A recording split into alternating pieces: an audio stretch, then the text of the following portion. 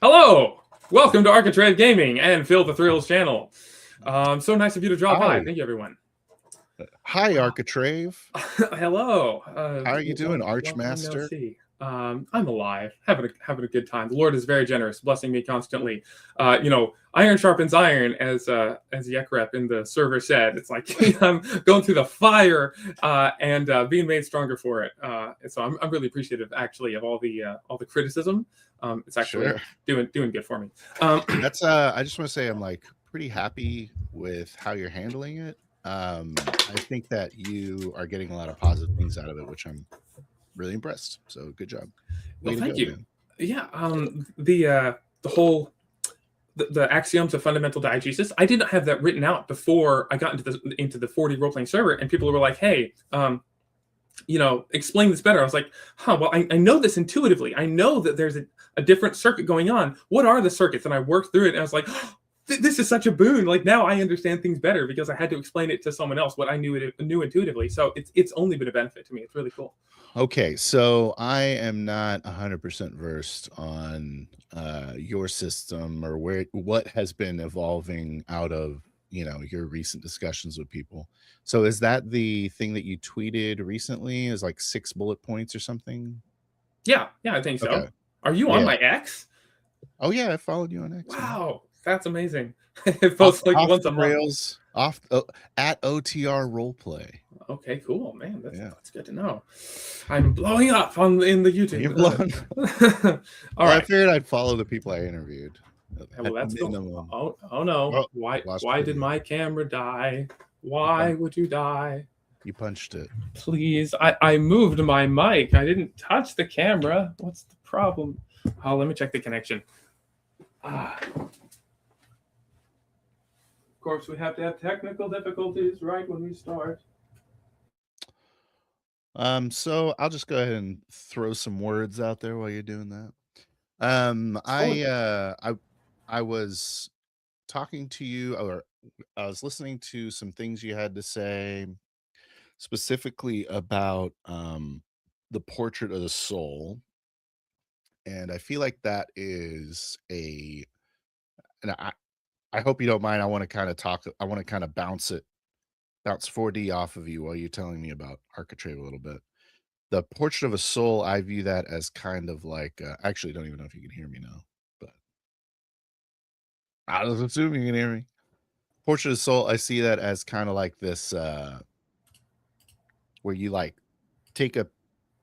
or a part of you is in your character. So like you're trying to emulate some version of your character, or the character's trying to emulate some aspect of your personality. And in 4D, we talk a lot about how you role playing is this exercise in empathy, and you should be trying to.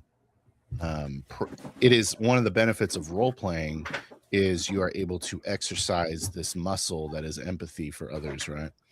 And so, but I kind of am leaning towards the idea of the goal being immersion more than strength. Like, it's a good exercise to increase empathy, sure, but I think it detracts from immersion. So like if you have to draw your thinking like the character, which we could talk about that too, thinking like the character from some external place, I think that adds what I call like this or what we call sometimes mental load on the player.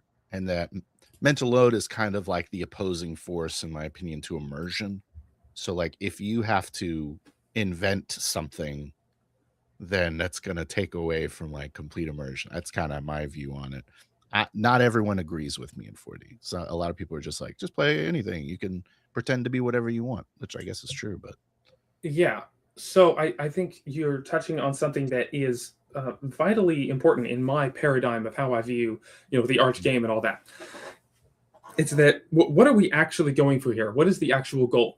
There are some people that say that the point is to role play. They call it a role playing game, which, you know, I have a problem with. I don't think it's a role playing game at all. I don't think there are any role playing games, but they say it's a role playing game, and we're here to role play, and role play is the entire reward.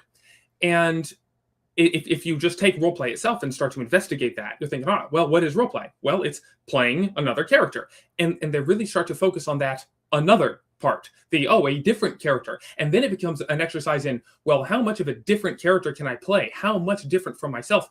And it turns into a performance. It turns into, well, look how skillful I am. I am such a skillful role player. I can play someone that's totally different from me. And yeah, you can have that skill, that performance, and you can go to a competition and you can get a gold star, go ahead. But that to me is not the point of the games that we play. That is just taking role playing, turning it into a performance art or a performance sport all by itself. But it's missing why we sit down at a table. We're not sitting down at a table to play with people to show off my skills at role playing. It's not about showing off skill. It's about something else. What is that other thing? It is immersion, in my opinion, and it is being in the, I guess what you say, filling the shoes of this character as well as you can. In the world as well as you can, right? And so I think that the key thing that people are missing when they take on the idea that you can do anything you want, you can be anyone you want, is that who is the audience of the game? And the audience is the people that are currently playing the game. So you're not putting on a performance for anyone. You're trying to be the immersed, like, in the world, right? And oftentimes we'll talk about, like, in a fantasy game, you shouldn't play an elf because you have no freaking idea how to play the elf, and you shouldn't play the dwarf because what do you know about living underground? Like, and it's the exact same principle. You just take that to the next level. Yes. Okay. I watched a video by someone. I forget who the YouTuber was, but someone.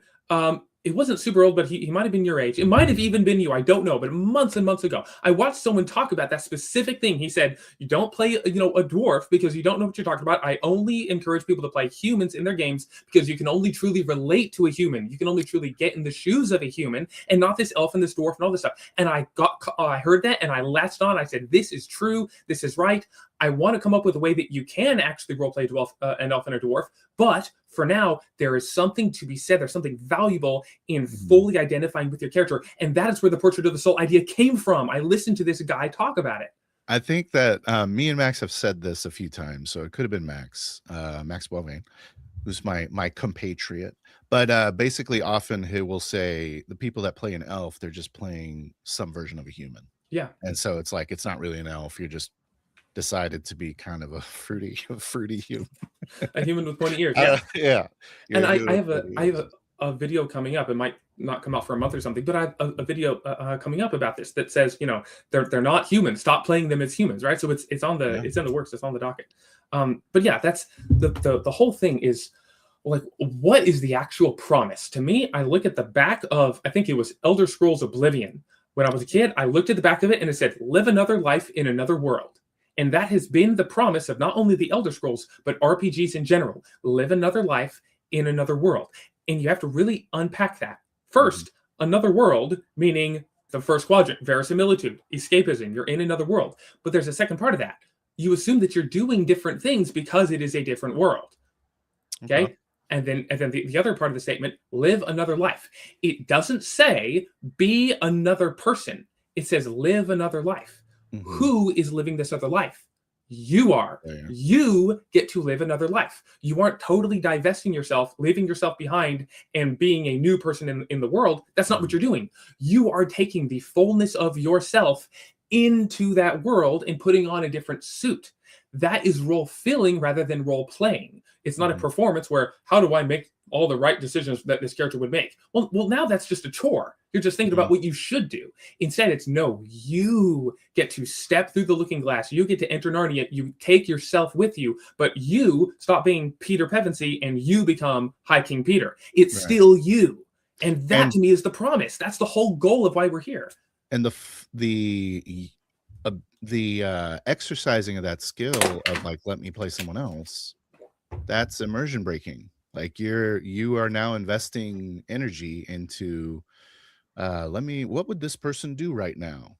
You shouldn't have to think that while you're playing. Yes, because exactly. you are thinking as as the character. You're acting as the character and filling that role, I guess.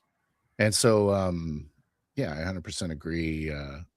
I am now, and I always say that this is what I don't know that I always said it, but this is kind of how I make my characters. Is I like to pick parts of my personality. It's like I feel like being a real asshole now. Like I can be an asshole. I can be not an asshole. It's possible. I've done it before. But like I want to be the asshole and I'm gonna turn it up to 11. So I think that like taking parts of your own personality, but don't be like I would say that being a complete carbon copy of yourself is not necessary. But any deviation, I guess, could be considered mental load. But I'm okay with doing I can tap into certain parts of myself without much struggle, I would say. I could be like the very loving father or the, whatever the hell. I would say that that's a good way to approach what type of character you're going to play. From my perspective, is pick a part of your personality that you really want to explore more and like really flex, just enjoy, I guess. That's what Yes, you are hitting on it exactly. It's that you don't just take all of your entire self wholesale into the game, Mhm. because then you're not even role playing. You're not even, you're missing something that way. You want to transform when you enter, right? I don't have any like um, example of like a movie or a game or anything, but like imagine someone's in one side of the mirror. He steps through the mirror and he turns into something else. It's still him underneath. Maybe he changes race. Now he's an Mhm. elf or whatnot. And he steps back through the mirror and he's a human. And he steps back into the fantasy world. He's an elf. And so it's like, this is still you underneath, but this is a different version of you. It is you through a different lens. And so the heart is still there. But you mentioned something really interesting. And it's, we're on the exact same wavelength. It's that you don't just take all of yourself and you don't completely divest yourself, but you take a specific part of yourself, one of your archetypes, your explorer, your warrior, your king, your mage. Yeah, You pick a part of yourself that is untapped, something that doesn't get to express itself in real life. right. And then you get to fully embody and express that part of yourself. And no, the game is not a therapy session, but it is still therapeutic. It's cathartic. It feels, it's self-exploratory, and you Yeah. get to live more of the fullness of your life that if you did not sit down and play this game, you wouldn't be able to do that. You wouldn't be able to bring that part out of you. It would forever be locked inside you unless you sit Mhm. down at the table and bring it out. That to me is a wonderful cathartic, growth experience. And that's Yeah, what I promote. it's like screaming in the woods, you know what I mean? Like just like really getting out whatever you just get this like energy built up and it's like, okay, well now I can let it out through this outlet. And I agree. I don't think it's not therapeutic. Like I think it's pretty cool to be able to, you know, ex- um be a violent person, you know what I mean? Like you I'm not going to go be violent, but I can pretend to be violent and I can take out, these types of urges, I guess. I don't know. Maybe that's a bad example or a Well, psychotic it's not example. it's not really. It's really not. In Yeah. the modern world, okay, all throughout history, humans, men especially, were able to use Mhm. violence to solve their problems. Okay, Mhm. if there was a bear, you could just kill it. If you wanted to build a house, you could use your violence and your aggression and go chop down a horde of trees and chop them up into little bits and build yourself a house. Mhm. We lived by conquering and dominating nature in every form. Okay, that is how God designed men. We're supposed to use violence to solve our problems. That's in our blood.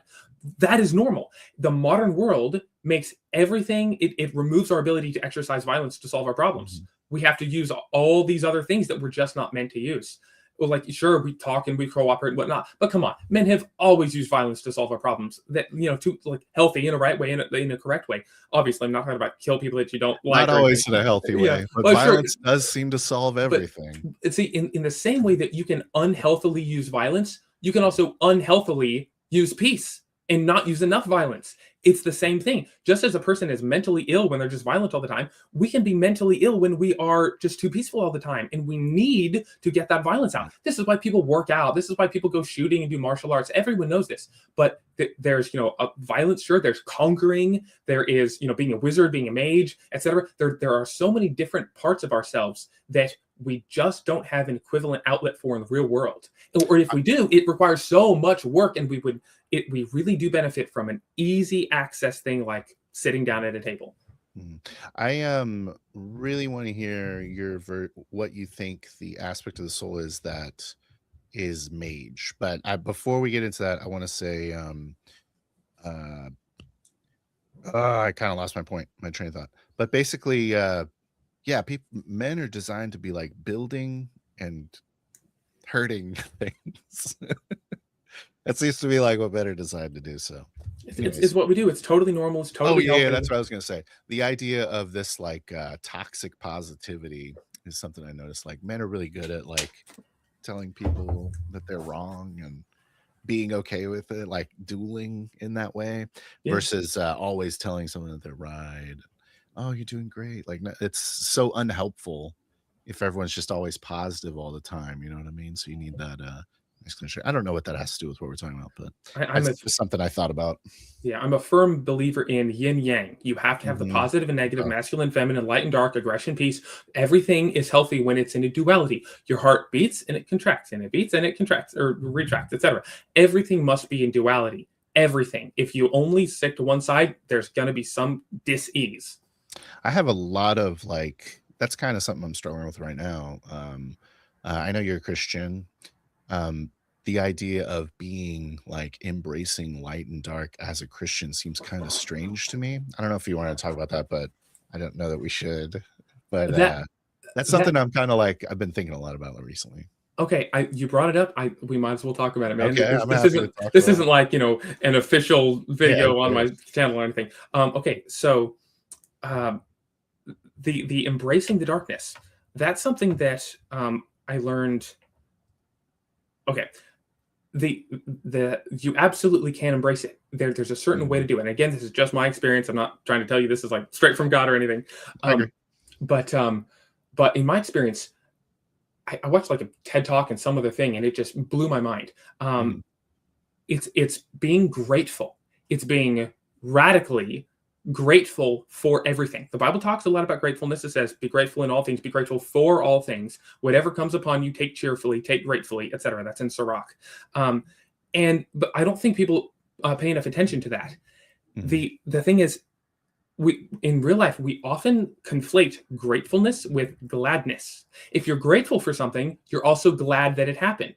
And so when I tell you, you should be grateful for every bad thing that happened to you, or say, I think this was the TED Talk. There was a TED Talk, and there was a woman talking about radical gratefulness, and she was like, yeah, there was this time when my daughter died. She like got in a car accident and died, and I was going through this journey of gratefulness, and I thought, well, am I supposed to be grateful that my daughter died? That just sounds like evil. Why would I be grateful for that? And then she, in the talk explained, there's a difference between being grateful and being glad. You're not glad your daughter died. That would be kind of sick. But you can be grateful that your daughter died. You can be grateful that any and every bad thing happens to you. Why? Because God loves you, and he ordained every single thing to happen to you. And if you know that God is ultimate love, that means every single thing that happens to you in your life is literally a gift from God. Everything is a gift. So that means you can be grateful for absolutely everything. When God makes something bad happen, he literally gave that as a gift to you. Okay. And I'm not going to go into details about like purgatory and afterlife and other afterlife benefits of bad things in this life. But what we suffer in this life, we don't have to suffer in the next. I've often heard that suffering, you should be grateful for suffering because it brings you closer to Christ's like suffering. He's making us more Christ-like. Yes. Yeah. So I've heard that comparison before. I don't know that I see the parallels between like darkness and being thankful or accepting of bad things, but the darkness, because it's not like I am doing necessarily, like ideally I'm not the one doing the bad things. Yes, ideally. So no, it's not about doing darkness or doing bad things. Yeah. But it is about fully embracing it and fully accepting it, reveling in it, and being like, this is, well, I don't know if reveling it is the right word, but like taking everything in and say, whatever darkness, whatever evil, what Christ did, he took on the sins of the whole world. And he took it all that darkness into himself. We can do the same thing. We can say, and whatever evil, and at the same time, he was the light of the world. Exactly. Christ was the perfect yin yang. Yeah. And so, yes, being radically grateful for everything, allows that darkness into you, and then it cleanses it and turns it into light. It's a wonderful thing. Okay, that's a cool take. Anyways, nothing can ever hurt you if you're grateful for it. Like every bad thing in life, it not only doesn't hurt, but it actually feels good because I'm actually kind of like, I don't know what's going on with me. I'm having a very strange like life right now. I feel like I'm like kind of transcending the idea of caring about the consequences of doing the right thing. Like I feel like I'm kind of getting there, or just like whatever happens happens. I'm gonna do what I think's best right now, you know what I mean? Like that's kind of where I'm headed. I wasn't that way like that long ago, but anyways, that's midlife. When people get past midlife, they're like, yeah. wait a minute, I'm closer to death than birth. I'm gonna do it my way. Does my life actually matter, or do I have to make it matter? That's the thing, you know what I mean? All sorts of interesting stuff. All right, let's get on to the actual RPG topic because that's what people came here for. Thank you. Portrait of my soul already. All right, portrait of your soul. Oh yeah, so let's talk about the mage. So how is the mage an aspect of a human? Okay, there are 4 main pillars. Okay, this is, I've got to make a video about this sometime. Okay, well, this is like the mantle categories, right? It's everything. Everything in life goes by 4 pillars. Once you understand the 4 pillars, you get to see the matrix, you get to see the code, everything makes sense. Okay. Okay, well that's handy. So there are 4 pillars, right? The 4 pillars have personifications called the 4 archetypes. And the game that I promote we play is the Arch game, has 4 quadrants. Everything comes in 4s. Okay, it's duality of dualities. You know, I talked about yin yang. You know, if you look at the yin yang symbol, there's a white dot in the black side and there's a black dot on the white side. That right there is 4. Everything is a duality of dualities. Yo, dog, I heard you liked yin and darkness. So I put dark and light in your dark. Yes, indeed. That's literally everything. Yeah, go ahead. Okay, so there are these 4 pillars, okay? Freedom, power, status, mystery, okay?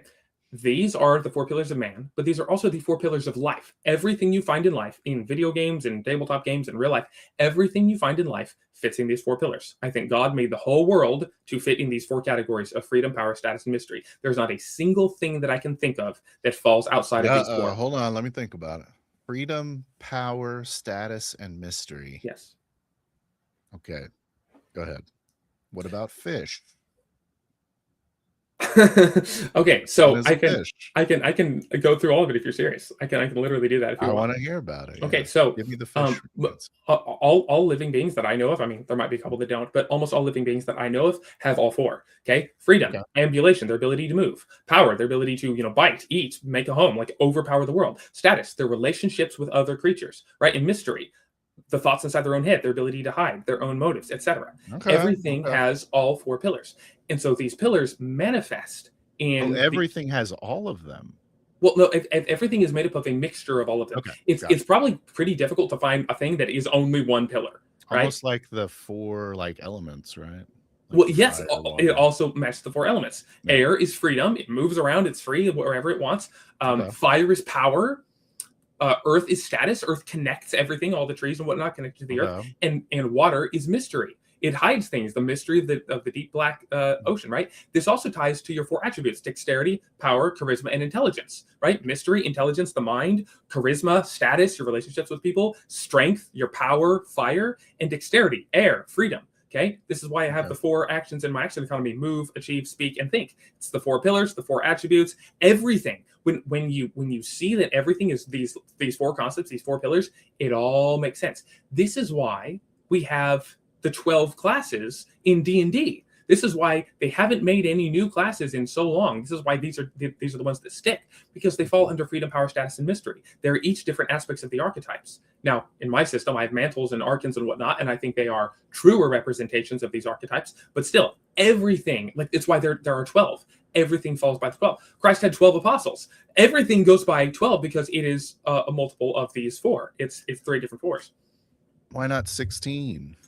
I know, isn't that interesting? Why not 16? 8 just doesn't play nice. There's something so interesting about why not 16? That's a great question. Because the 4th pillar, when I was first learning about the 3 pillars years ago, I only learned about the first 3, freedom, power, status. I did not know there was a 4th one. It was literally hidden from me because it was the pillar of mystery. Okay. And so for, I don't know if it was months or years or however long, I was like, oh yeah, the three pillars, everything's 3 pillars. Okay. 9 was a big number, 12, everything looks cool. And something was bugging me that there's something else here. And when I finally found the 4th pillar, I was in shock. I was like, oh my goodness, it's literally hidden. It is a hidden pillar. And for years afterward, my first career was wanted to be as a self-improvement YouTuber. And so I was going to only tell people about the 3 pillars and wait until they figured out the 4th like I did. But then I got into gaming and I was like, I have to tell people about the 4th pillar. But I wanted others to discover it the way I did. Anyway, So just a quick monetization idea. Oh, I love those. Expansion. All right. You drop the Architrave game and then you say the 4th pillar. It's the book. And then it's like 4 new archetypes. The mystery archetypes. The mystery ones, yeah. And then the mystery powers. I don't know. All right, go ahead. There's a reason why I know a lot of people aren't going to like this because they want the whole game in one volume. But there's a reason why I'm going to release 4 books. Is you have the freedom book, the power book, the status book, and the mystery book. One is about the setting and the environment. One is about the game and how you play the game. One is about the monsters and whatnot, and one is about the GM's guide, the mystery. Like, here's all the secrets about how to run the game. All 4 books in their 4 categories. Everything fits perfectly. So anyway, you asked why not 16? Why 12? Because those 3 pillars are enough. The 3 pillars operate, and most things you find outwardly operate on the 3 pillars. The 4th pillar is actually, you can view it more like the backside of each, where if you're looking at 3 pillars, the sunlight catches the front and you see the 3 pillars. The 4th pillar is the shadowed part of each. It is hidden. And so it still only looks like 3 pillars, but there's technically a 4th behind there. And so you multiply that 3 by that 4, and you have, your 4 archetypes, sure, but it only manifests as 3, and that's why you get 12. It's 3 times 4. And so you're saying, but they're okay. Hold the fort. So there's 12. What are you saying? Mantles? Okay, so there are 4 archetypes: your explorer, your warrior, your king, and your mage. Okay. Okay. Each archetype is broken up into what I call 3 arcans. Okay. So there are 12 arcans total. 3 explorers, 3 warriors, 3 kings, 3 mages. Got you. Okay. And you're saying that there's a secret mage in each of them. Kind of, yeah. There's a mystery version of everything. There's a mystery version of power. The secret mage was the friends we made along the way. Yes, there's a secret version of power, a secret version of freedom, and a secret version of status. I mixed up the order there, but there's got to be a secret version of secrecy. Well, see, that's the thing, dude. You're cheating. You're going ahead. That's the 13th arcan. There's 13. That's the 13th. You are not supposed to know about that yet. How do we skip it? You're skipping ahead. Okay, go ahead. It's the 13th arcan, yeah. Which in my system is that like the monk is the 13th one, but it's cool. Spoilers. Called the Ikmiro. It's a lot cooler. Or the Ikmir Arch. I'm still working on the name. It's different from all the rest. It's really cool. Anyway. Do you want to move back to Portrait of Soul? Yes, please. Okay, cool. The topic of the video. Okay, so I'm going to ask you about 4 pillars while we're talking about it. Cool. Yeah, we'll just go back and forth. Okay, so it's amazing that we still have 3 viewers. This is like, I don't know, y'all have nothing better to do than listen to this. Or maybe it's the 2 of us that are the viewers, and the third maybe there's a 4th mystery viewer. A mystery viewer, that's great. It's you and me. What if the friends we made along the way? The viewer, yeah. Okay, so the Portrait of Your Soul. Okay. The whole reason why I came up with the idea of the Portrait of Your Soul, which really I just stole from other people because I feels like I've hardly ever come up with anything. I just take everyone else's ideas wholesale and twist them. Hey, Nesco Alrem is here. Nesco Alrem. Hey, Nescolrem. Nescolrem. I think it's a coal. Like maybe. The middle word is coal. That's amazing. I don't even think I've ever seen this guy. It's amazing that he's actually here. Okay, so Portrait of a Soul, you're saying you might have stole it. Yes. Well, everything is, it's like puzzle pieces. I go around collecting all the different puzzle pieces, and then I put them in a way that I've never seen another person put it in before, so it looks like I invented something, but I really just rearranged everything that everyone else gave me in Yeah, a I new way. mean, that's the thing with like truth, right? Can't help it but repeat it. Yeah, exactly. It's just repeated in a new way, a new language that new people Yeah. can get access to. So anyway, I guess if you don't have any specific questions you want to ask me about the portrait, I'm just going to ramble on it. Okay. I'll ask you questions while you're rambling. Perfect. Okay. So the whole point, like, why would you roleplay the portrait of your soul instead of roleplaying some other random character? Mm-hmm. The whole point of the Arch game is to have the fullness of immersion into the world, immersion into the activity of the gameplay, the adventure game, immersion into the other characters, the emotions at the table, and the immersion into your own character's head. Okay, that fourth one, immersion into your character's head. You simply cannot be fully immersed into something that is too different from you. You as a 50-year-old man, try role playing a 10-year-old schoolgirl. Okay, you're just not going to be able. Like, you may be able to role play. You may be like Crispy, and you may be an excellent role player, expert, and you intellectually think about all the different things that the schoolgirl would do, and you faithfully execute it as a performance, and you show off your great skill. But you will not feel like that girl. You will not be immersed. You will not actually fill her shoes. You will simply puppet her. As a puppeteer, you'll be outside of her body telling her what to do. You will not be in it, right? I wonder if that's true, because like I'm a teacher and I've been around a lot of teenagers. I feel like I could emulate myself as a teenager pretty well. Well, see, that actually proves the point, is that when you have enough experience with something, when it is actually, a part of you, when you've actually, it's not a foreign concept, then it's easier.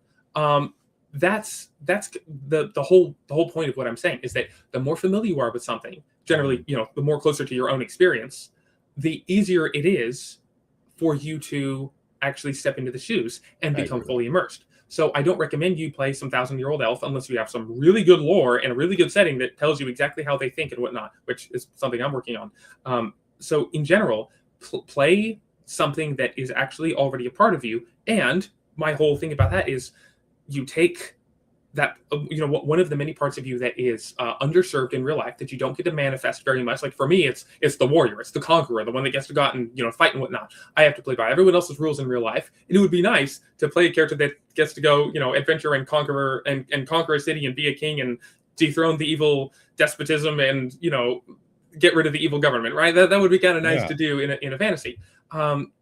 So. You take that character, that fiery part of you. For me, the one I've been playing recently is he's a Moro, one of my own races, and he's this warrior, tactician, armager, dreadblade, and he's just itching to fight and conquer and whatnot. In that, to me, feels like I can get into that character. I can get into his head and really feel like him, rather than if I play a thief, a rogue. It's like I don't really have that character in me. That's not really a part of me. And so I could role play skillfully, but I couldn't be fully immersed in the same way, because it's just not part of me. I have to bring out a part of me and then inhabit it. Yeah. I heard, I think it was on a movie or something, maybe a show, but this idea that a human has every possible lived experience within them. And so you just kind of have to assume that you have done this before. So I often wonder if there is like a skill level where you can just kind of bypass this idea, where you can bypass Portrait of a Soul. But I think that the way you develop it is by trying to make everything a part of a Portrait of your Soul. You know what I mean? I think the way is to lean into it versus try to sidestep it. You know what I mean? Does that make sense? Yeah, I hear what you're saying. I don't know if that's a skill you can develop or not. Likely, humans can get better at pretty much anything we put our mind to practice. So it's likely possible. But my question on that would be: is it worth it? Is it worth your time to do that when you could just role play the Portrait of your Soul? It's true. And I do think there are multiple portraits. Some people have multiple portraits. For me, for a while, because I've been lacking power in real life, for me, my portrait has been, a warrior for a while. And I could totally have a different portrait of my soul, because your soul changes, your personality changes. You can have different parts of you that are underserved. You can have different parts of you that are your core, or this thing just burgeoning to get out. And so you can have multiple at the same time, or it can change throughout time. I think that's totally fine. But whatever it is, that portrait of your soul, that part of you, is screaming to be released, screaming to be seen and heard. often do exactly that. So like whatever aspect of my personality feels most frustrated is going to Yes, inform the character that I'm going to be playing in this session. I that's do that all the time. yeah. Okay, that's a great point. That's exactly what I'm saying. This is Mhm. something. Well, when I first met my wife, but before Yeah. we were married, she was one of the random people to sign up to my D&D game. I was still running D&D back then. It was this grimdark game, and I told her, "Hey, make a character. Make a character, and to take a topic, something that you're struggling with in real life, a concept you want to explore, something that is personal, that's meaningful to you." And she picked something like being abused as a child, or childhood trauma, or like not Mm. being loved or cared for. I was like, okay, great, that's cool. We fleshed out this character, we made it a character. Then I said, let's build a backup character, because this is a grimdark game. It's super dangerous. Build a backup character. Pick a different concept, a different thing you're struggling with, a totally different thing. I forget what she picked. And then I said, all right, cool, a third backup character, because you never know, right? And I had to create a totally third character, completely different, totally different things that she was struggling with. And then I said, okay, great, these are all the same character. So one character went through all this stuff, and they have all this. And that was the most personal character to her. This is her main character, and she has never let go of this character for the last 4 years, or 3 years, however long it's been. She has never let go of it. It is so important and so integral to her, So because I drew out multiple portraits of her soul. I drew out multiple things that were important to her, and I wound it up in this character. And she had the most role-filling experience ever. She was the character, and she played the portrait of her soul, and she was able to laugh and cry, bawl her eyes out at the table, because she felt like this was actually her going through this stuff. That's one of the reasons I know this works. yeah, I often talk a lot. First of all, I think that sounds awesome. Was it the same campaign, or is just like she's just playing this same character many It times? was the same campaign that she played this character through, That's but cool. every single campaign after that, she wants to play the same character, because it's Right. just so important. I often talk a lot about the idea of interest in the game being this kind of resource for players, and that a GM, when a GM like squashes it, then they've ruined their game. And I think having this sort of like what you're describing really puts a lot of buy-in to the player. And I think it's a great strategy to have that really high level of interest right at the start. Just as a generic tip outside of like highly invested in Arch Game or 4D, like everyone is super invested already. We already know what we're doing. But just like as a general GM, I think it's a pretty good strategy to keep your players interested. It certainly works. Hmm. I think a big problem. I released a video yesterday, I think, about pacing is not the GM's job; it's the player's job. They Oh should yeah. be active and proactive and go out and achieve their own goals and move along. Right? The Yeah. players are the drivers in the car; they're the driver's seat. The GM is just the engine and the steering wheel. The GM is the car. They don't go anywhere. The players have to hit the gas and turn the wheel. The GM facilitates it. The car runs correctly, but the players are giving all the commands on where this car is going, where this campaign is going.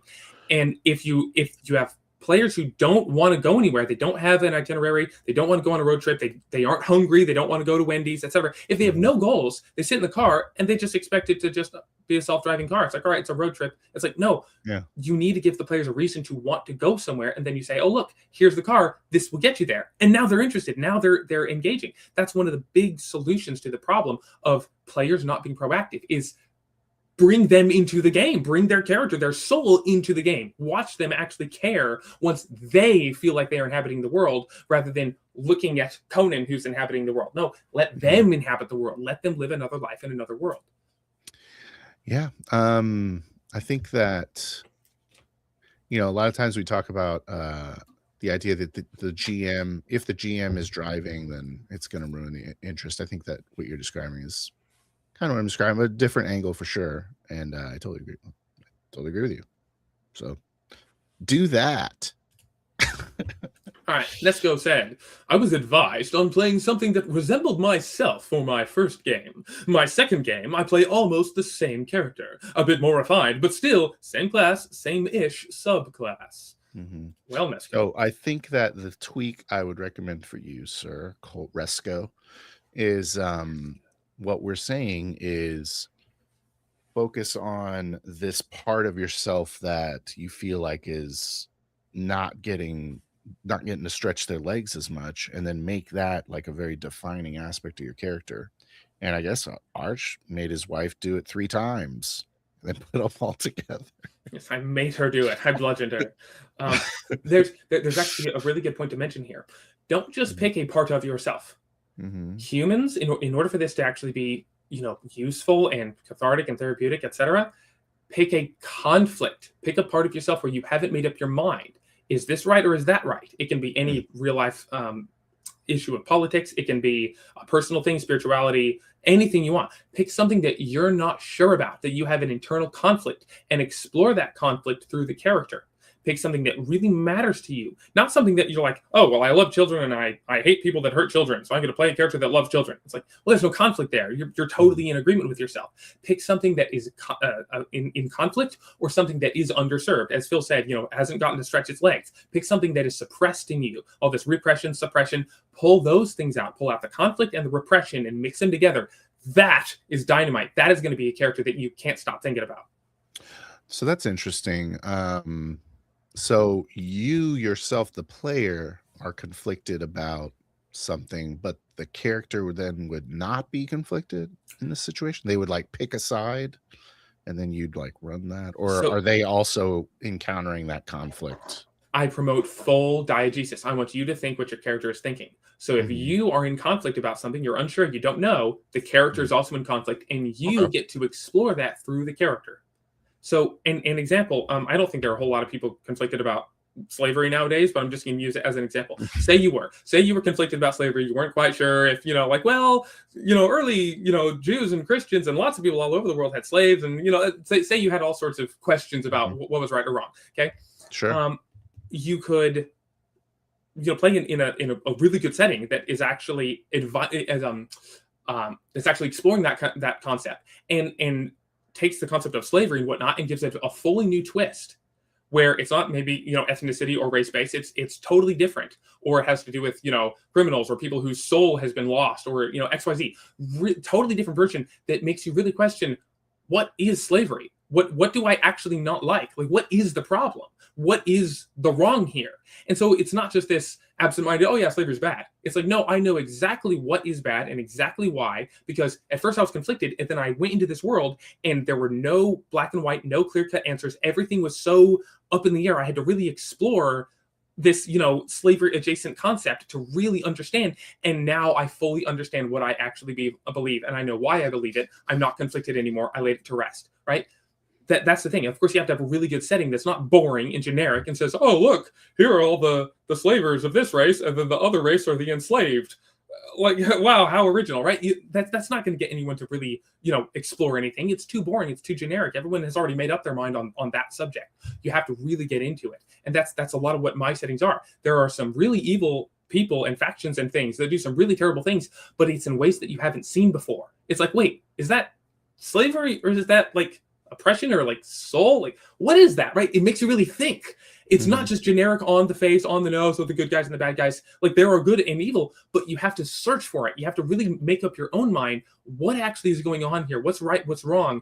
It makes you question where you even got your values in the first place. Like, what standard am I using to judge what is right or wrong? Especially if you totally buy into a fantasy world where, there's no God. In my world, there are no gods at all. Where do you get your morals? Like, what are we doing? There are totally different races, and in my world, they actually act like completely different creatures, and not just humans with pointy ears and humans with beards. They're actually totally different, and they have totally different worldviews, and they come from different planes, and there's true, genuine conflict. When you play in that kind of setting, you are forced to really think about what you believe and why. That is a great setting for the kind of portrait of your soul that I'm promoting here. Mm-hmm.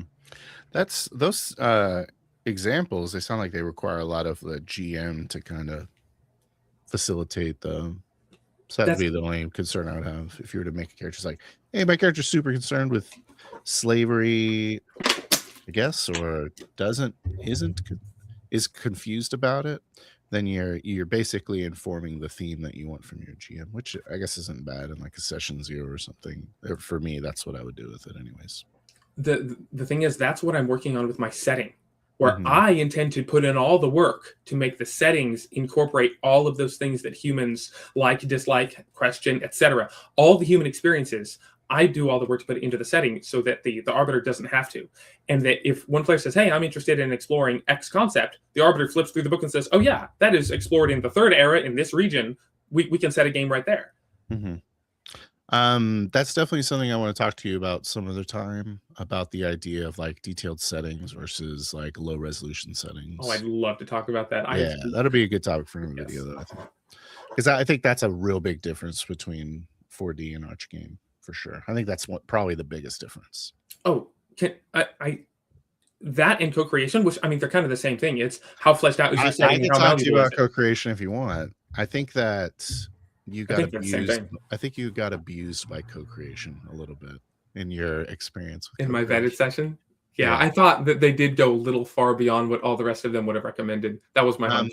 I didn't watch it. I only heard about it secondhand, but yeah, what you described seemed like someone just spawned like a biker gang that was the key to winning or something. Well, okay, so Isn't great. That's not great. my second, it's only my secondary problem that the thing you spawn can be useful to you.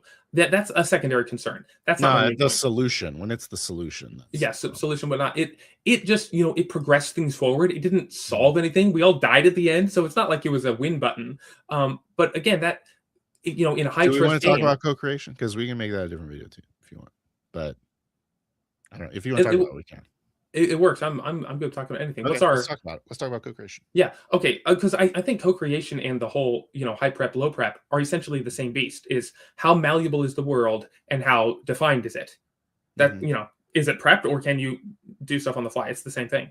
But anyways, as you were saying about the win button thing, in a high trust game that solves the win button problem, right? 4D already has this down. They say high trust game, don't co-create anything that's just an automatic win button. Co-create something that's interesting. And I don't think in my case, in my vetted session, they co-created something as a win button. I don't think that happened. So no one in the 4D server saw a problem with that. They're like, dude, this is fine. No one clicked the win button. But I say there's a deeper issue.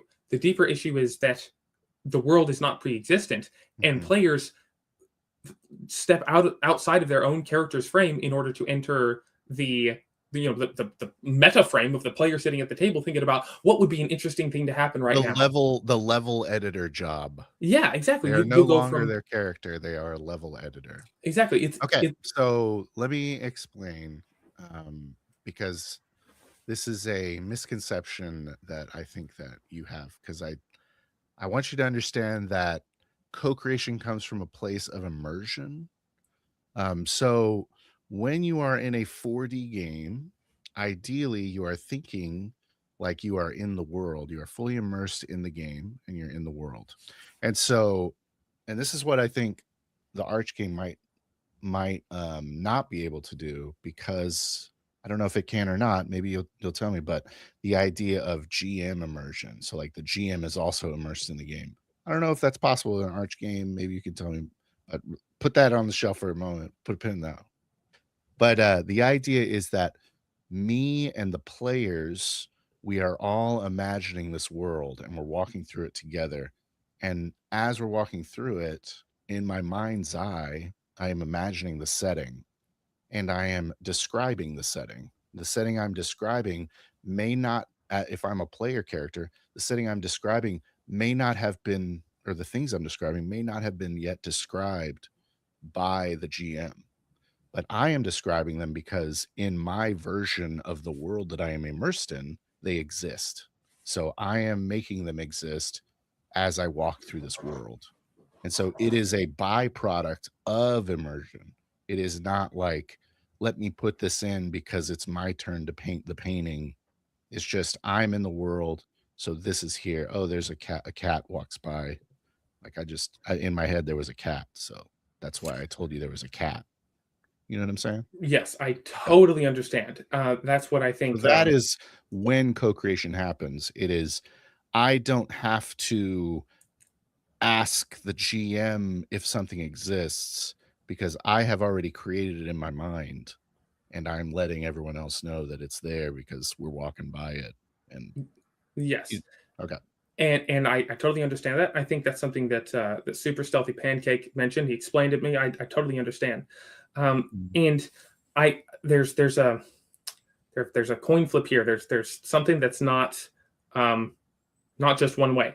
That's a terrible explanation, but I think some people may be able to do that. They may be able to stay immersed and imagine the cat and reach down and pet the cat and think nothing of it. You don't think twice about petting the cat because you saw it in your head and you just do it.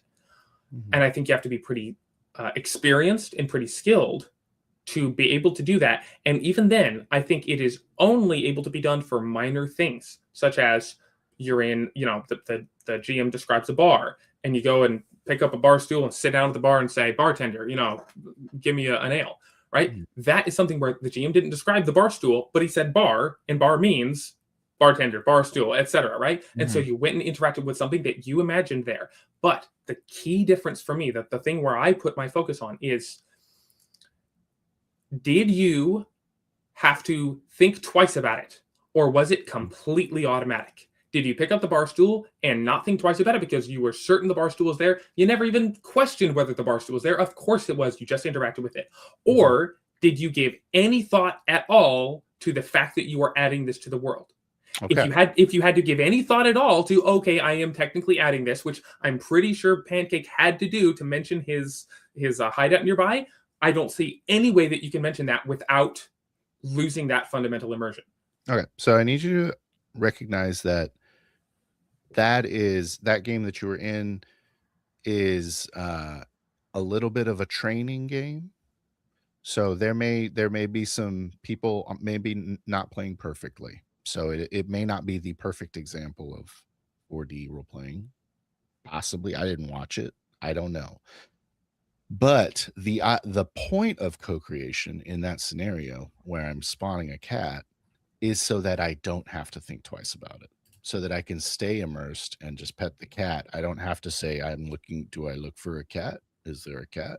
I don't have to do any of that when I'm asking, like, I don't have to sideways ask a GM, because that's really what it is. I look around for a thing. That's called asking a GM for something. And that's a 3D, it's an in-character way of asking a GM for something. Whereas if I just spawn it, I don't have to think twice now. It is there. And I get the benefit of not having to think twice because of co-creation. You see what I'm saying? And I would just want to point out this one other thing. The GM is doing the same thing. They aren't a player character though. They're running so I view the GM as very much like the camera. They're following the players. And so they describe all the things. They try to describe as much as possible the stuff that the players aren't in charge of. So they're like, oh, this weather's changing. Oh, this is doing. They have a lot more freedom typically because the players really kind of focused on being a character versus like generating stuff. But you give some leeway to the player because their eyes they have their own camera, right? They got the eyes in the game. So but in that situation, a GM can be immersed in the game just as much as a player.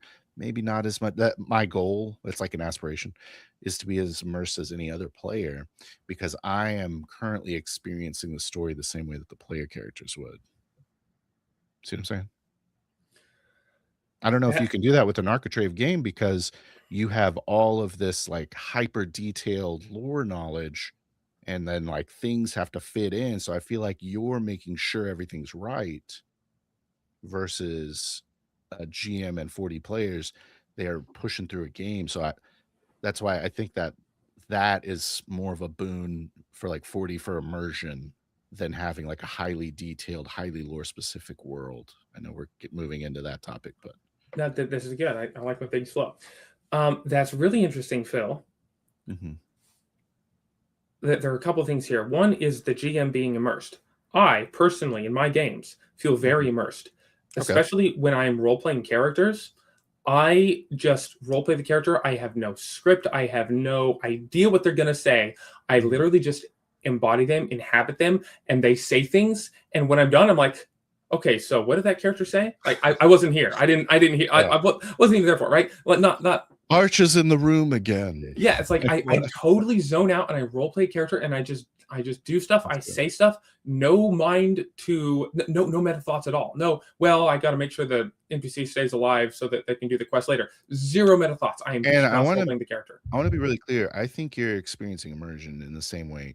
I just think that I am experiencing immersion in the way you're describing. So I'm just trying to express that to you. I don't know if there is if the Arch game has I think that the Arch game's benefit is that the mechanics are immersive. And that's what intrigues me so much about it. But I think a lot of the ideas of living in the character and thinking as the character and then just kind of like embodying everything, like the idea you just said, right? I am the character. That happens in 4D in my experience. So that's all I'm trying to say. I think that we are describing the same thing. I don't think that you are not experiencing immersion. I think so too. I think as the GM, as the arbiter, I am experiencing the immersion into the character. And when I'm doing that, because I'm the arbiter, I have the freedom to add things to the world. Even when I'm in the mind of the character, I still invent things just intuitively, and they interact with the environment and they do all that. And the 4D crowd is saying, hey, let us do that too. If that's not just the GM's exclusive domain, we can also fully roleplay the character, and we can also add to the environment, and we'll be fully immersed. And that's where I say there's a very important distinction. Yes, I think the GM, like me, when I'm roleplaying a character, I'm fully immersed, even when I'm adding things to the environment. Okay, the players fully immersed in the character when they're adding things to the environment, within reason, not when they're adding random stuff. Like when they're actually just interacting with their immediate environment, I think they can also be immersed in the character. But that is only one quadrant. That is immersion into one of the quadrants. The first quadrant, though, the immersion into the world, the verisimilitude of the world, that one I think is being jeopardized the more you are over immersed into the fourth quadrant, into the character. I think the problem that I have with the 4D hyper immersion, where I'm just going to be the character and imagine whatever I want, and I'm going to interact with anything that comes to mind, is I say you're too immersed in your own head. You need to be immersed in the shared world. That's where I see the problem, is that you have to compromise the first quadrant for the sake of the fourth quadrant. And I say they're both equal. They should both be moderately enjoyed. And the problem with 4D is I think they overemphasize the fourth quadrant, overemphasize immersion into the character and roleplay to the detriment of the consistency of the world and the believability of the world and the immersion into the world. Okay. So I agree that sacrificing verisimilitude for co-creation is bad. I think that you can't, if you're co-creating and it becomes, the mental load that we're talking about, where you get that level editor, mentality, then you have lost something. I think immersion is the goal. So maybe we do focus on that, what you call quadrant more. But verisimilitude is very important. And we don't play a lot of long campaigns. And I noticed. And so we did play one and called Horizon, and it was like our favorite one. And it was because we had this like persistent stuff going on. And so we really like that a lot. One thing I would say real quick is something that the only time I've ever, because I agree with you, too much co-creation is a detriment. Too drastic co-creation is a detriment. There's one time where I kind of did it, where it was like it was big. It was like a big creation where we ended up somewhere at this landing site, and I decided to make it like my guy's home base. Like we landed here. It's like here. I was like, actually, I gave you the coordinates. This was my stash place, and I'm gonna go over here and get that fuel we needed. And it just kind of made sense. Like I was expecting to do it, so I just like, okay, well, I walk off to the left, and like Crispy knew immediately. He's like, oh, this is his stash spot. That's awesome. Thank you. Yeah, we did like I forget. Anyways, so that was the only time I really did like a big creation where I was like, it did kind of solve our problems because we were out of fuel, but like it was like a new character who had access to the fuel. So I was like, okay, it's right here. And it was fine. It worked out fine. And I felt immersed still because I just like knew it would be right here. I don't know. I didn't think it really caused an issue, but I don't know why I brought that up. That was, No, like the only time, that was the only time I ever did like a big creation. So that's kind of the extent of creation that I view as appropriate. There are a lot of things here. There are at least 3 things juggling in my brain, and I gotta say them. Okay. So for one, I've noticed that the 4D role playing server does not do a lot of long play stuff because they're so heavily focused on the role play and the immersion into the head, the immersion into the 4th quadrant, that the longer you play and the more consistent the world has to be, the less you can co-create, and the more you have to subject your experience to the world state rather than the other way around. A lot of 4Ders are like, my head is supreme, the world is second, the world submits to me. But if you have a long-term campaign, that simply cannot be. You'll have too many inconsistencies. It becomes super important to get consistent. Exactly. That's for sure true. And because otherwise it just like you said, the verisimilitude's gone. Exactly. So I think that 4D is clearly missing out on the essence of the hobby, because that was one of the big innovations that, Gygax and whoever had, 50 years ago. It's like, hey guys, what if we have a campaign? What if we play long term and the world is persistent? It makes it feel more real, doesn't it? Because the real world is persistent. So if our game is persistent, it feels more real, and verisimilitude. And they're like, whoa, dude, mind blown. Campaign's awesome. And to go backwards and have a bunch of one-shots and leave out the campaign is, I think that's just the most obvious evidence you need that it is not progress in the hobby. It's not an evolution. Oh, here's the next best thing. It's a regression. If you regress in one quadrant to progress in the other, the role play, but one step forward, one step back. I say, let's get all of it at the same time. Let's take 5 steps forward. Why are we doing the back thing? Exactly. Let's take 4 steps forward. Okay. I have one more thing I gotta say. Okay. Of course it would be 4 steps. What am I saying? Yes, of course. No, that's actually a really cool thing with the whole 4 pillars I told you about. There's a foundation that they all stand on. It is the 0th pillar, but we can get to that later. Okay. I know you have a bunch of things you're going to say. Yes. But I just want to respond to what you said about how it's like a regression. Oh, okay. I got to respond to that. Okay, go ahead. I think it's a fair criticism to say that we don't do a lot of long-term campaigns. I think that's more just because we're fickle and we're wishy-washy with who we want to play as. I don't know, and that may be a symptom of Portrait of the Soul lacking in character creation. No one cares about their character. Easy come, easy go. I'm happy to let my characters. I love it when my characters die. It's like exactly. That's the mark of a role player. You are all in on the 4th quadrant. How dare you, sir? A filthy role player. Yeah. Okay. So you know how I mentioned the earth, air, water, and fire. All that. They're the elements are opposite. The pillars are also opposite. 2nd pillar is opposite to 4th.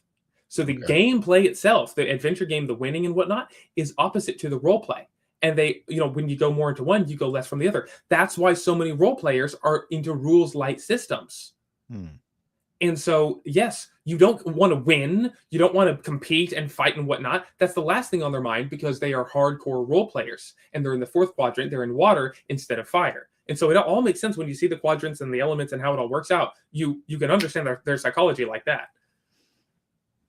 Okay. I guess that's fair. I think I do prefer experiencing the world more than systems, for sure. I would agree with that. Yeah, so that's the 4th and the 1st, because the pillars loop back in on each other. The 4th comes back and touches the 1st, and so the 1st and 4th are next to each other. Like water and air. They're not opposites, and so they do get along better than opposite elements. Which one are those? So the verisimilitude of the world, freedom, air, and then role play is water. And that one's 4. Yes, water, role play, mystery is the 4th. And then I've got to give a diagram. You got air. Air is. You have a picture you can share? I do not. It's all been in my head. But okay, my picture is the world I'm building. It's literally laid out in 4 quadrants with the elements and whatnot. It's literally a map of the pillars and the archetypes and everything that I'm talking about. It's literally in the terrain. Oh, that's interesting. It's really cool. I look at it and it feels. Do they have their own? Do they have their own soundtracks? Because I want that to happen. I have so many ideas for so many things. I want to make multiple video games. Anyway, the other thing I was going to say before we move on to, I think, the third thing that I hope I remember by the time I get to it. But here's the second thing. Okay. I made a mistake in that Discord talking about the Arch game. Yeah, I know. It's for me. Rhodey's gonna make fun of me for admitting I made a mistake. Anyway, I made a mistake by the 5 million words. There's so much to remember by presenting the Arch game as this new style of play. Okay, the Arch game is not a style of play. Okay, it's not just something that I practice, just something that I do. The Arch game is the activity that we are all doing at the table. We are all playing the Arch game. You have played the Arch game. You've been doing it as long as you've been playing so-called role-playing games. They're not role-playing games. They're Arch games. Every single one of them is trying to play the Arch game. Okay, the Arch game is made up of pretending to be in another world, and usually that is aided by a tool called a setting book. The second quadrant of the Arch game is playing an adventure game, and that is usually yeah. Sorry, I don't usually. So and that second quadrant, playing the adventure game, that is usually aided by the tool of an adventure game handbook like D&D 5e Player's Handbook. Okay. The third quadrant is talking to other players. It's a social game, a group game. You're not by yourself. You're doing it with others. That's the third. I have had to do that, unfortunately. Yes. Yeah, it's not nearly as much fun. And then, of course, that third quadrant is aided by the presence of the other people, right? And then the fourth quadrant is the role playing. Okay. Guess what? Everyone is playing the Arch game. Everyone is pretending to be in a different world, playing some game system with other players, and role playing. They are combining all 4 quadrants. Everyone is playing the Arch game. Okay, so I was not clear when I presented it as, hey guys, here's my thing called the Arch game. It's like, no, everyone's playing the Arch game. My whole thesis is that we should play the Arch game in a balanced fashion. We should play the ultimate Arch game. We should play the Arch game with all 4 quadrants equally prioritized, rather than being lopsided and just choosing roleplay, or just choosing the min-max adventure game part, or just choosing the social aspect, the story gaming, those devolve into story games, or just choosing a fantasy life simulator where we're not really doing anything interesting with any drama and we're just walking around, right? Those are, each of those examples is when you go lopsided in one quadrant or the other. My whole thing is, hey guys, let's play the balanced Arch game. Let's play the game where the world is fully immersed, fully fleshed out. You have full verisimilitude. Sure. Let's play a full adventure game with combat and things to accomplish. Let's have full narrative, emotional immersion, not emotional bleed, but emotional immersion investment. And let's have full role play. Let's not give up one for the sake of the other. Let's do all 4 of them at the same time. That is my whole thing. And it's not just, hey, play the Arch game. It's this new thing. It's let's play the Arch game well. We're all playing the Arch game. Why not play it well? Like, why not? Why wouldn't we play it well? Why wouldn't we take all 4 of these things that we all agree are yes, the 4 indispensable parts of the hobby, and why not turn each of them up to 10 and do them to the max? Why not? Doesn't that sound like the best version of the game that we're all playing at the table? That's my thesis. Assuming all of your, what's that called? Quadrants. The start of what you say? Oh, the verisimilitude, immersion into the world. No, assuming all of your assumptions are correct, I would say your conclusion is correct. I don't think I have a problem with your assumptions. So, well, see I mean, it's a fine model. It's a fine model. I don't know that there's only 4. I don't know that there's. I would challenge anyone to prove me wrong. Come up with any other quadrants. Come up with anything else. I will show you how every other idea you could possibly come up with does fit into these 4. Okay.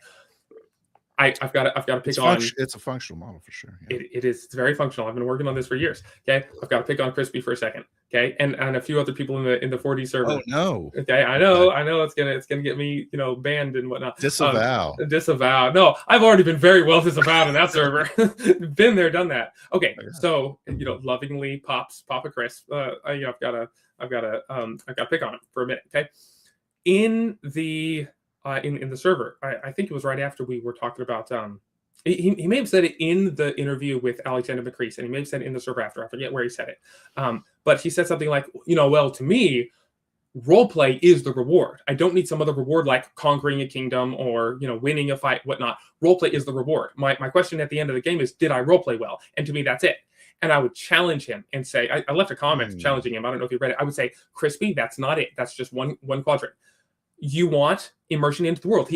I think this was the video. He already admitted it on the video with Alexander McCrease. Yeah, I do want a consistent world, actually. Okay, so he already admitted that he wants the first quadrant. Verisimilitude, believable, consistent world, okay?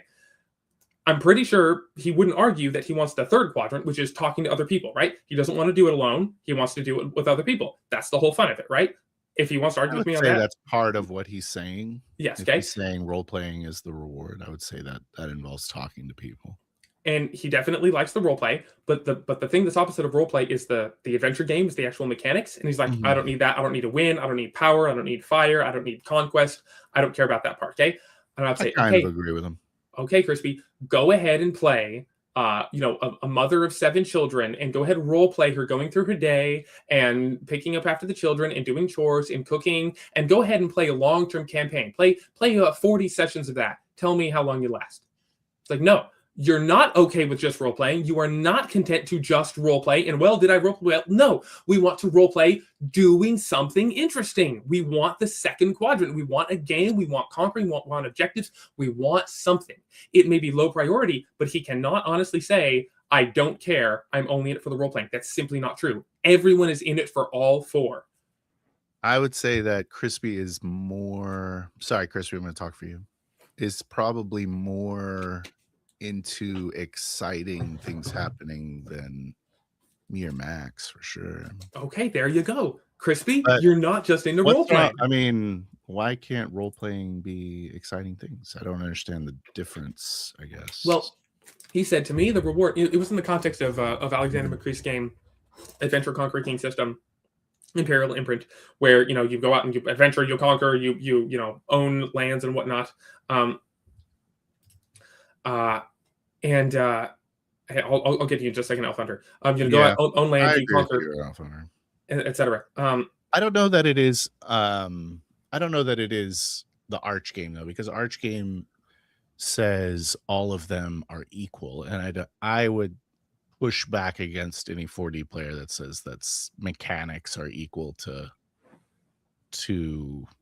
I don't know, emotional immersion.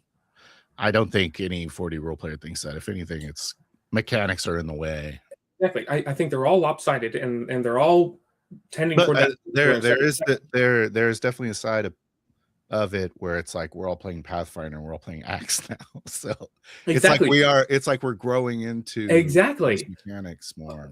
I don't know how long this 4D server has been going. I don't know if it's been months or years or decades. 4D's been around for about like 2 years, two years December.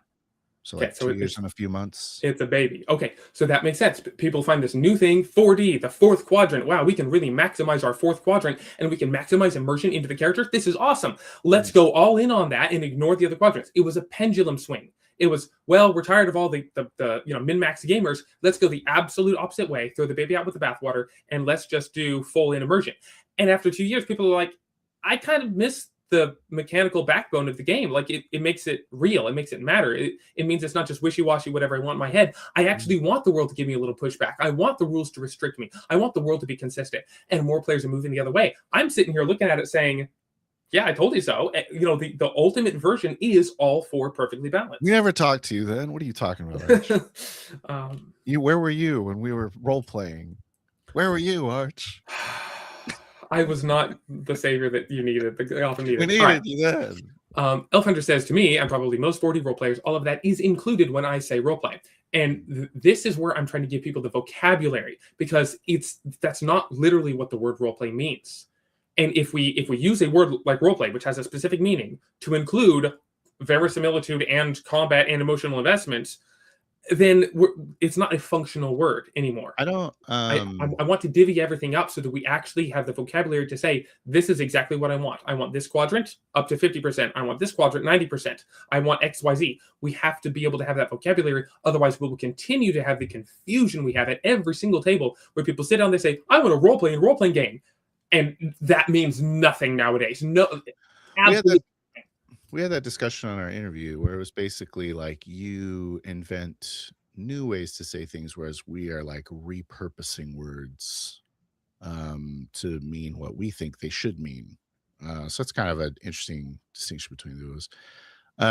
Because like as soon as a word means everything, then it means nothing, right? Exactly. So That it's that, like that in my opinion, you can't just reinvent the word that meant what that other word meant. I feel like that's kind of I don't know that that's the take I like. I would rather reclaim the word role play, but I get what you're saying. And just to kind of I like the point you made about it being more of a reaction, and I 100% agree that 4D is a reaction to basically what it was a reaction to this kind of critical role, like narrative style GMing, and we were just like, okay, well, shut up, GMs. We want to play the game, and so it almost became like the GM is this huge problem, and like you have to GM properly. And then it's kind of coming back around now to like the players are the problem if the GM is correct. So it's like you're right. Like it is this like pendulum swing, and we're slowly like adopting back, like we're reinventing what a proper game is. I guess what you would call an arch game. you're already playing the arch game. You're just not playing it to its fullest extent. Well, once again, this is just you. Like I've never heard it called an arch game aside from Well, it's not a you. role playing game. Aside from what you're saying, I've never heard anyone ever use the term arch game. Right? It's the most fun you Like can have with your brain. Like I no, think we all agree we love this hobby. I understand what your definition of arch game is, but is that a phrase that you coined? Would you say? Yeah. Okay, so that's fine. I don't mind you coining a phrase. That's what we did, right? 4D role playing. So yeah, if you want to call it the arch game, which is like the adoption of all four of these aspects of gaming, quadrants of gaming combined, I think that's fair. Because I think it's a fair description of what's happening in 4D right now too. Is everyone's kind of leaning back into mechanics. I don't know that Flame Zombie kind of championed it. Maybe it's Zonalar a little bit, but Flame Zombie is for sure always been like kind of not into the co-creation and super into like Pathfinder. So, and more power to them. That's great to hear. I don't think I've interacted with Flame Zombie at all. But yeah, it's they're circling the drain. They're circling the mountain. You know, they're going up and up. Drain. Yeah, it's opposite way. They're going up. They're circling it. And they're like, wait, you know, we're going too far east. Well, now we're going too far north. Well, now we're going too far west. And you're getting closer and closer to the middle. And what I'm trying to do. Well, we were in the mire. We're in the mire. You know, the mire of narrative. Yes, narrative and GMing, and then min-maxing on the other end. Passive players. Yes. You know, so it's like, how do you get out of that? Make your players proactive. Exactly. Make all these things happen. It's perfectly logical. It was a good temporary solution. But what I'm trying to do is give you the map, give you the shortcut, and say, hey, you guys don't need to keep circling the mountain. You can just go straight up and reach the top. You can just have the fullness of the arch game instead of being lopsided on the quadrant. This guy wants the roleplay quadrant. This guy wants the emotion quadrant. This guy wants the gameplay quadrant. It's like, how about you just do all of them at the same time and satisfy everybody? Like you can do that. You can. You should. I mean, it's an aspirational goal. It's the most fun you can have with your brain. I agree, and I think that it's a goal for me. And it may be like you described, it swings this way and then like we kind of clawing it back. And I do want to have like, I mean, Max is creating a role-playing game so that you can role play in it with mechanics. And so it's like this like strive to get more mechanics and strive to like try to win in character and have like a persistent world with a campaign. Like all these things are steps that we have taken in the 4D world, or at least I have. And you know, my friends, we've taken these steps to try to like take back some of those pieces and adopt them into this like fully in character style. And I think that we just really don't want to get out of character And so every time we try to push back into one of these, just going to kind of use your verbiage here, we every time we try to take ground back into these other quadrants, we're always like making sure it's like, okay, well, it has to be in character. I have to keep immersion. I have to keep this still active. Exactly. So I appreciate that you're saying this is the best thing you can do. It's super easy, but I don't know that it's easy.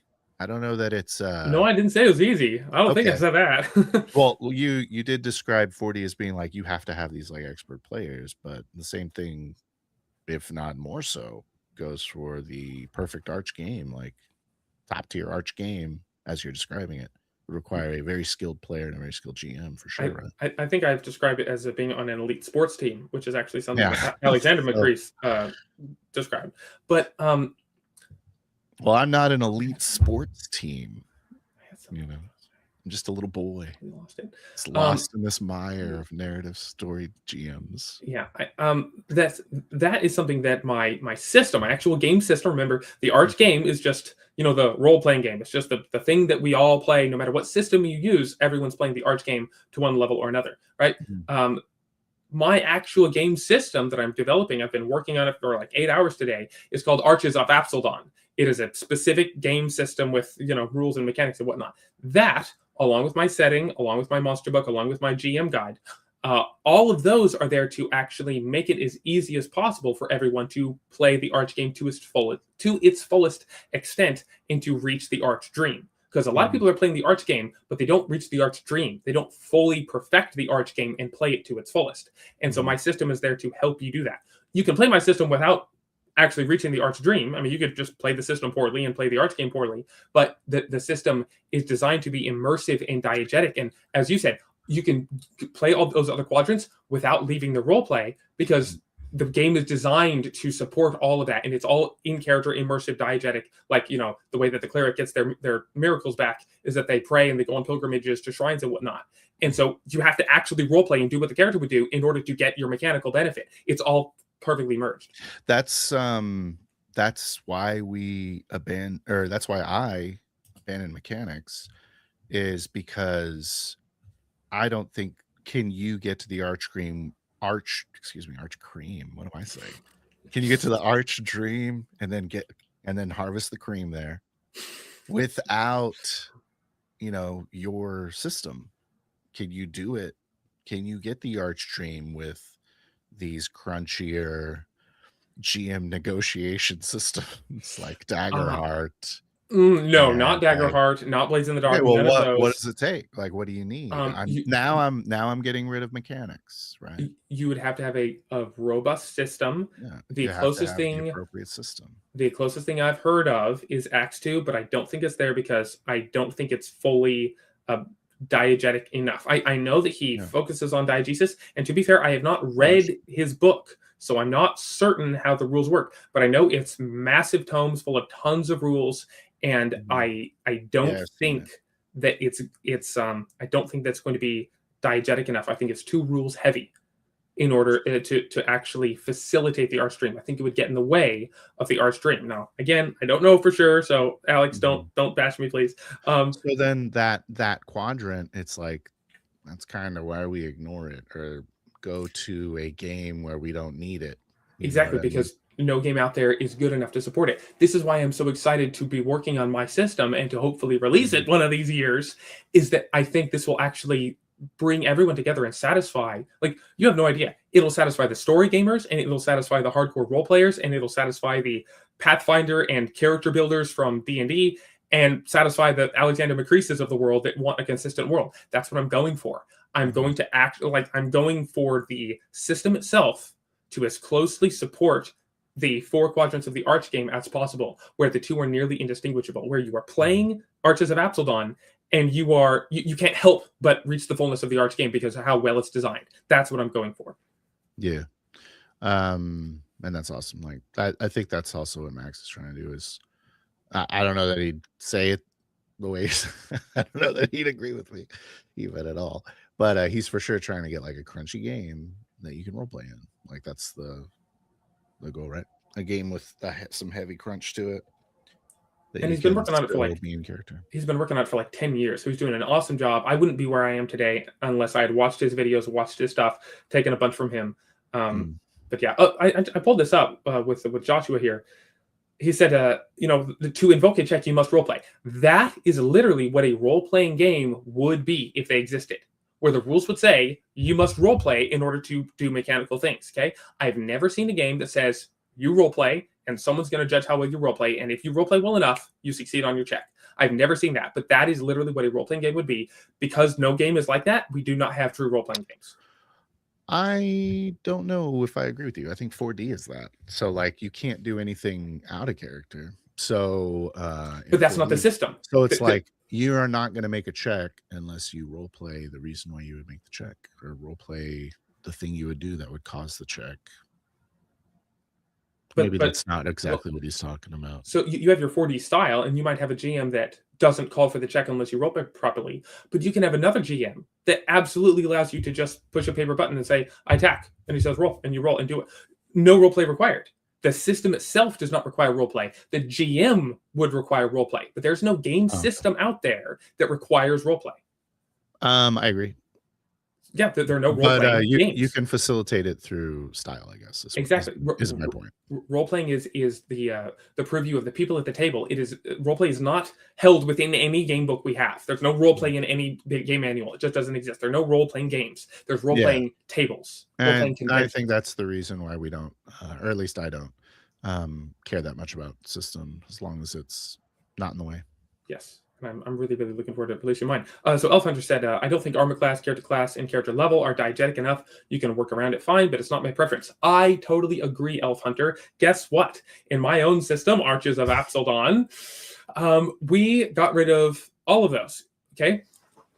So everything in the world, everything that you do in character, I want you to actually be able to use in character vocabulary. If someone hands you a sword and shield and says, defend yourself, he doesn't say, give yourself some AC. Like that's not something that someone says. They say defend yourself, right? So your defense in my game is called your defense. Okay, you don't have hit points. You have vitality, which is the closest thing I could find to your life. Vitae.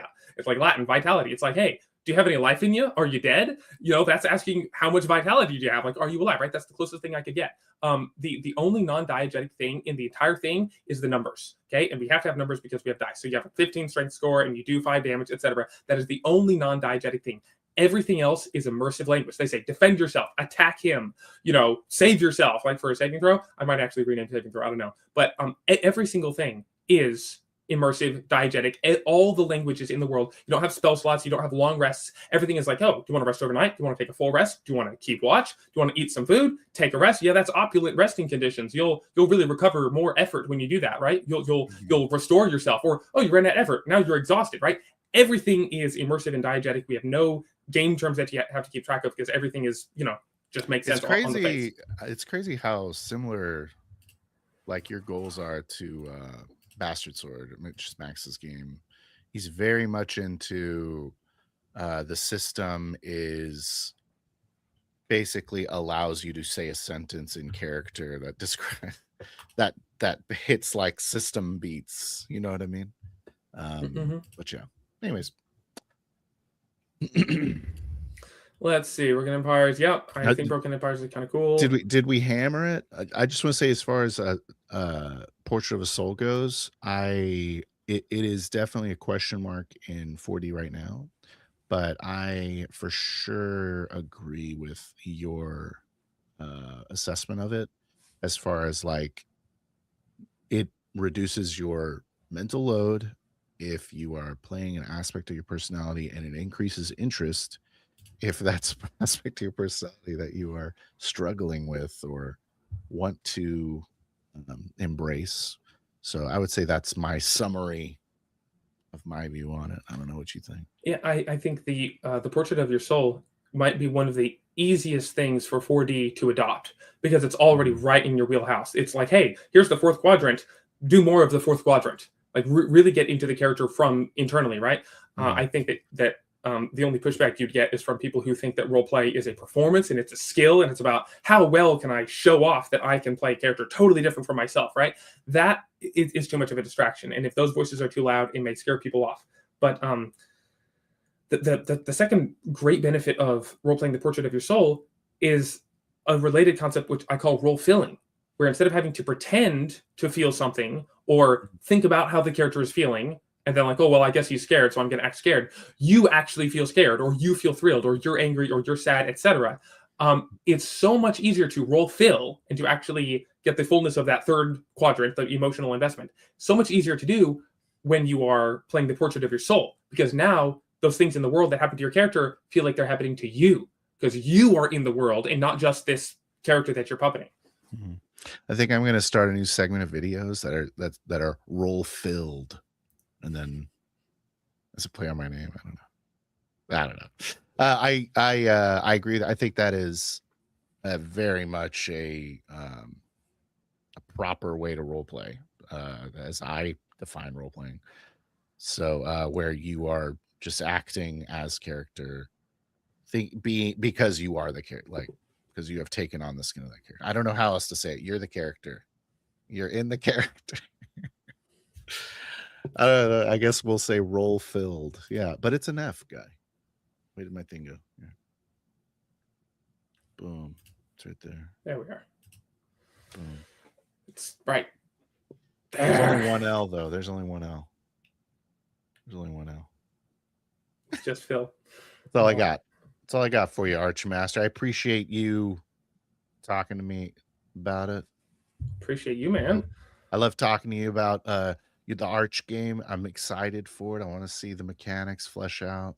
The mechanics of the adventure game system. If you need a play tester, holler at me.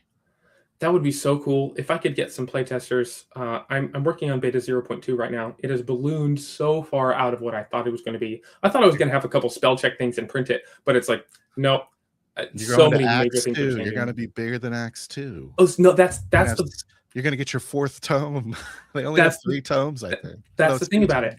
I'm so concise with my words. I am heavily inspired by Five Torches Deep. I'm so glad that I read that RPG when I was younger, because, well, not that much younger, but I'm glad I read it before I was working on my system, because 2 major things for Five Torches Deep. 1, super concise wording of everything. All the spells, all the features, everything is the most concise it could be.